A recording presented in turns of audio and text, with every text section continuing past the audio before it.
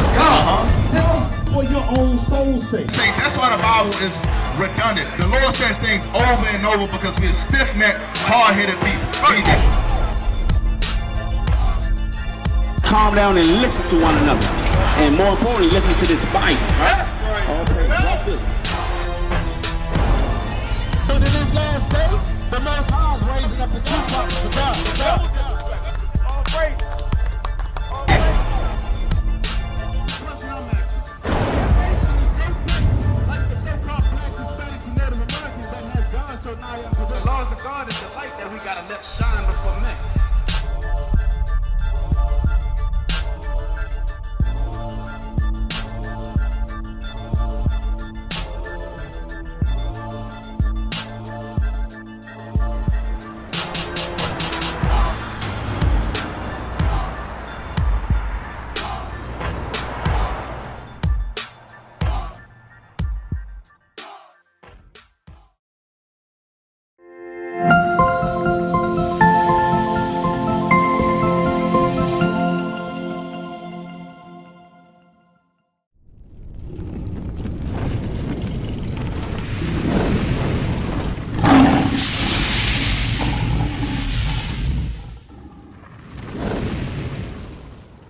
Something you need to do, and we're going to see how your spirit really taking when the scriptures coming out. Right, Eugene? Listen to this, read. The book of 1 Corinthians, chapter 11 and verse 3. But I would have you know that the head of every man is Christ. It says the head of every man is Christ. You believe that? Right? Read. And the head of the woman is the man. Believe the head of the woman is the man, right? In the household, right? I mean, in society it don't look like that, but we read in the Bible. That's how it's supposed to be, right? Read. And the head of Christ is God. It says the head of Christ is God. So you see that is our order establishing. God, Christ, man. Read. Every man praying or prophesying, having his head covered, dishonoreth his head. So who is the head of the man? We just read it. Because you have the order, we have God, then you have Christ, then man. So who is the head of man? No, who is the head of man in the order that we just read here? Christ. You see, she tell you? Right, so Christ, right, so Christ is your head, right? Read it again. Every man praying or prophesying, having his head covered, dishonoreth his head. So, right now you're in the midst of prophecy because we're prophesying out of this Bible. Right? This is the King James 1611, original translated from the Hebrew. What about the one under there? I'm just curious. That is the Apocrypha. That was also part of the Bible that they took out. The Bible has 80 books. Right? They took, this is very important, right? Because it's a historical book. Right? So the Greek history is in this book. Right? Because they have different history and different periods. Right? It's Greek, and then from the Greek then it came to the Roman in the New Testament. Right? So that is that void that they take out that has to be filled with the scriptures. But listen to this again. Read again. Every man praying or prophesying, having his head covered, dishonoreth his head. So, every man praying or prophesying. So we prophesying, right? And if you're praying, saying your prayers, so you're in the midst of prophecy, right? So what you need to do? Read it again. Listen carefully. Read it again. Every man praying or prophesying, having his head covered, dishonoreth his head. The key word is having his head covered. Right? So you're in the midst of prophecy. So what that means? Yeah. So you said. So ask me again. So read it. Every man praying or prophesying, having his head covered, dishonoreth his head. So if the man in the midst of prophecy, like what we is now, and he have his head covered, he dishonored his head, which is Christ. So what you need to do? No, what you need to do in the midst of prophecy? It says having his head covered, dishonoreth his head, which is Christ. What's on your head now? Right, so what you need to do? Yeah, you need to take your hat off, brethren. You need to take your you need to take it off in the midst of prophecy. Now you're nothing. I had dreads, man. Nothing wrong with that, you know what I mean? Look, you see what you do there, brethren? That show that you have a good spirit, man. It show that you're willing to make a change. Right? It ain't gonna happen overnight. But that is part of repentance. Because you say you hear this already. But look, we just all go down the wrong path in life. Sometimes we fall short, but that's why Christ come. Because Christ loves us so much, he say, look man, I know them guys, they're going to falter. I got to come and do something that they have a chance to make it. Right? So that is why we out here, to try to give it, you know what I mean? To try to edify you with that chance. Right? So you got to start keeping these laws, brother man. Right? No. Right? Because when you're in the midst of prophecy or you're praying, you're home saying your prayers, you can't have no hat on. You're in the midst of prophecy. Give me Revelation 19 and 10. You're in the midst of prophecy, right? You need to show that honor unto your king, which is Christ. Right? You understand what I'm saying? Because, right, so you, right, but because the thing is, all people in the military and they give honor to these people, and these people is not even gods or nothing related to us, right? But they give them honor, right? So we got to give honor to our God, the Most High God, and Christ. You understand what I'm saying? Read that. The book of Revelation, chapter 19 and verse 10. And I fell at his feet to worship him. And he said unto me, see, thou do it not. I am thy fellow servant, and of thy brethren that have the testimony of Jesus. Worship God, for the testimony of Jesus is the spirit of prophecy. You see that? This whole book is the testimony of Christ. So anytime you see we reading out of here, right, you're in the midst of prophecy. Because some people will come up and they'll say, well, I ain't the one prophesying. I ain't praying right now, so I need to take, but you're in the midst of prophecy. You're in the midst of the prophets, right? This is where Christ's words is. Christ is speaking through us. So that is why you got to give him that honor. How you doing, sir? You good? What's your name, brother, man? My name is Yashua Ben Israel. So you know you're Israelite, right? I know who I am and I know why I'm here. Okay, so why are you here? I'm here to tell the people what they're supposed to do, and they ain't been doing it.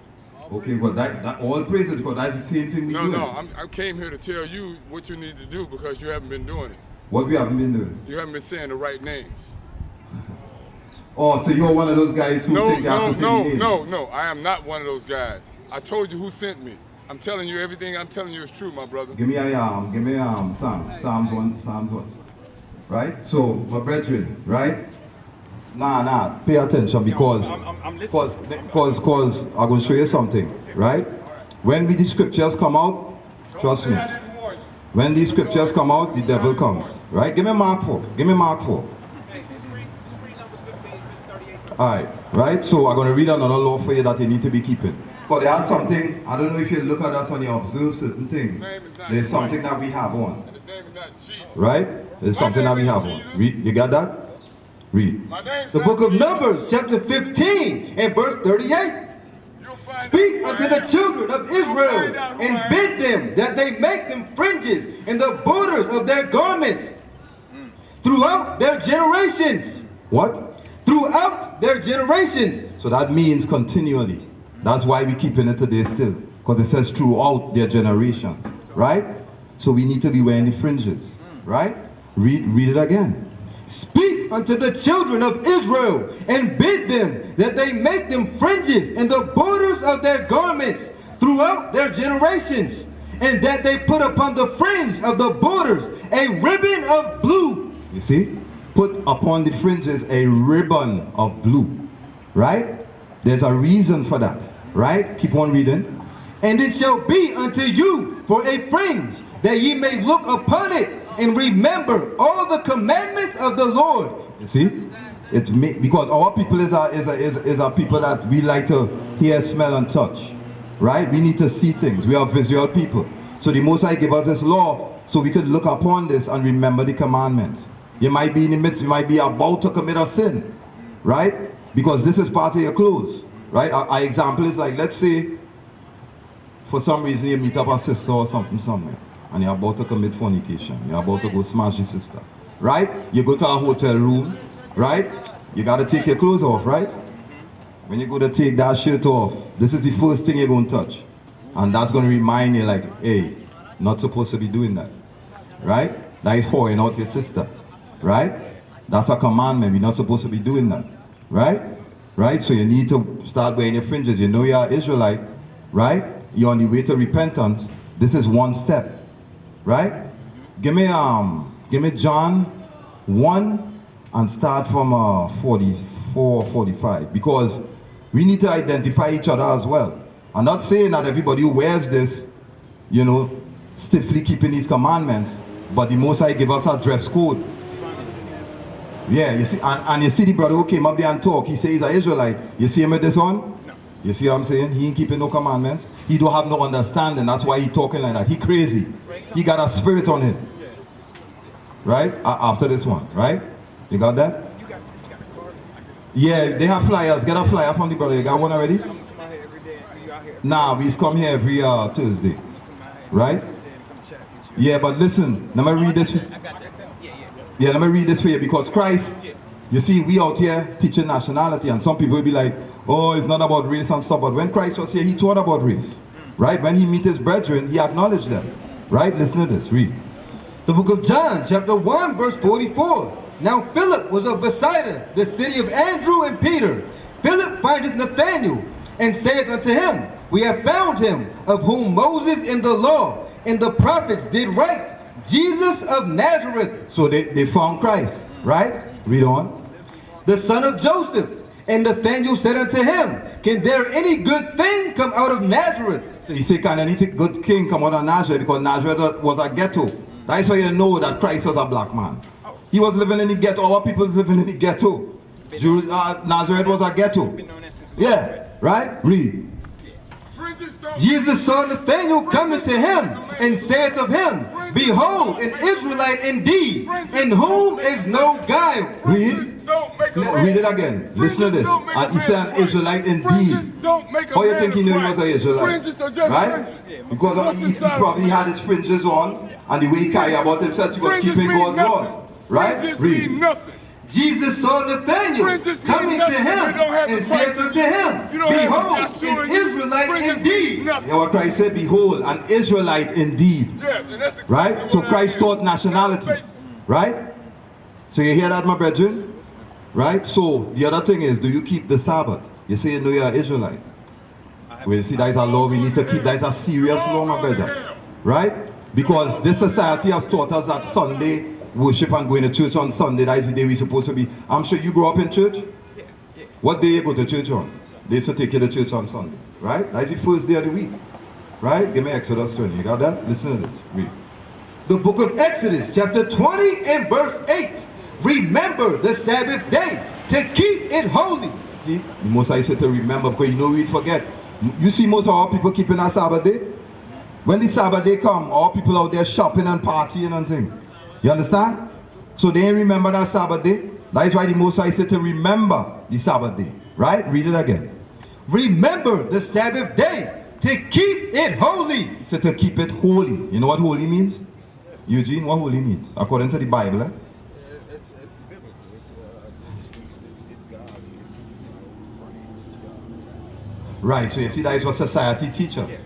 Holy means pure, holy means good. You know what I'm saying? But we're going to read according to the Bible what holy really means. Right? Listen to this, Eugene. Read. The book of Leviticus, chapter 20 and verse 26.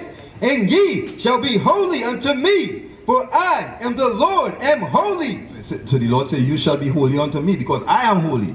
Right? So let's see what holy means now. Read. And have severed you from other people. He says severed you. What it means to sever something? He separates us. Like if you chop a limb off. Right? That is to show you how serious it is. Right?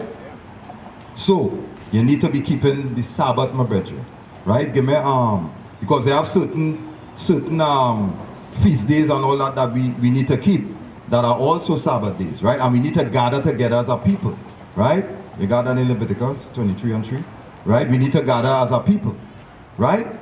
Because that is a commandment. You can't just be saying, okay, you're keeping these laws and you're by yourself in your house. Nobody there to correct you. Nobody there to guide you. Nobody there to lead you. You're going astray. You're going into, like this man here, he look like he's one of them. He look like one of them. He just sit in his house by himself. Yeah. Right?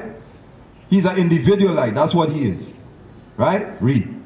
The book of Leviticus, chapter 23 and verse 3. 6 days shall work be done. But the seventh day is the Sabbath of rest. It says 6 days shall work be done. What's the first day of the week? You see? You see, that is what... No. But yeah, but what I'm trying to tell you, before, that is the same thing we would say. Sunday is the first day. Open your calendar, right? So if Sunday is the first day, right? What is the seventh day? Yeah, because the 7th day is the Sabbath day. You're counting from Sunday. Sunday is the first day. No. Saturday. Right? Right? Listen to this. What's up, man? How you feeling? What's your name, brother? All right, we're teaching our nationality according to the Bible. You know what your nationality is, Marlon? Yeah, like what do you call yourself? A so-called African American, a Jamaican, a Haitian? What do you call yourself?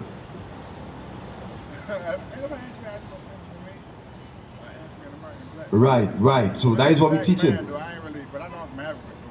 Well, we all think, we came from a part in Africa, right? But we're not Africans. That's the problem. We used to scream black power while heroin was pushed.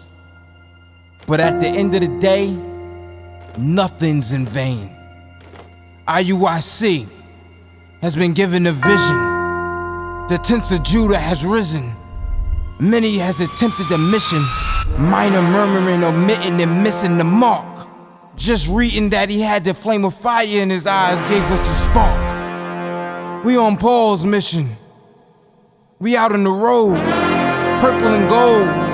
From Mexico, Cuba, Haiti, Ghana, Sierra Leone. 144,000 boots banging, concrete crackling. These are how men repented at heart. The scriptures is proof. IUIC, we deliver the truth.